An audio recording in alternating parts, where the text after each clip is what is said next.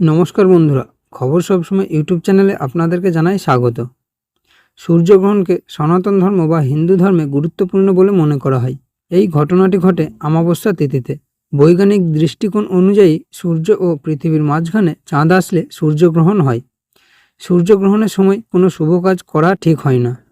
এই সময়কালে গর্ভবতী মহিলারা নিজ স্বাস্থ্যের যত্ন নেওয়া উচিত। এখন প্রতি বছর 4টি করে গ্রহণ হয়। প্রতি বছরের ন্যায় এই বছর অর্থাৎ 2024 সালেও 4টি গ্রহণ হবে। এর মধ্যে রয়েছে 2টি সূর্যগ্রহণ এবং 2টি চন্দ্রগ্রহণ। আসুন জেনে নিই 2024 সালের প্রথম সূর্যগ্রহণ কবে কখন ঘটতে চলেছে। জ্যোতিষীদের মতে সূর্যগ্রহণের আগের সময়কে সূতক সময় বলা হয়। সূতকের কারণে কোনো শুভ কাজ হয় না। সূর্যগ্রহণের দিনে সূতক 12 ঘন্টা স্থায়ী হয়। এর অর্থ হলো সূর্যগ্রহণের 12 ঘন্টা আগে সূতক শুরু হয়। সূতক শুরু হয় চন্দ্রগ্রহণের 9 ঘন্টা আগে।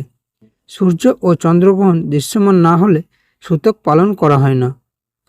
জ্যোতিষীদের মতে 2024 সালের প্রথম সূর্যগ্রহণ হবে চৈত্র অমাবস্যায়, অর্থাৎ 2024 সালের প্রথম সূর্যগ্রহণ হবে 8ই এপ্রিল। ভারতে এই সূর্যগ্রহণ দেখা যাবে না, তাই সূতক আমল বৈধ হবে না। এরপরেও গ্রহণের দিন শাস্ত্র সম্পূর্ণরূপে অনুসরণ করা উচিত। তো বন্ধুরা, আজকের ভিডিও এই পর্যন্তই। পরবর্তী গুরুত্বপূর্ণ আপডেট পাওয়ার জন্য আমাদের চ্যানেলটি সাবস্ক্রাইব করে পাশে থাকবেন। আবার দেখা হচ্ছে পরবর্তী ভিডিওতে। ততক্ষণ পর্যন্ত আপনারা সবাই ভালো থাকবেন, সুস্থ থাকবেন। ধন্যবাদ।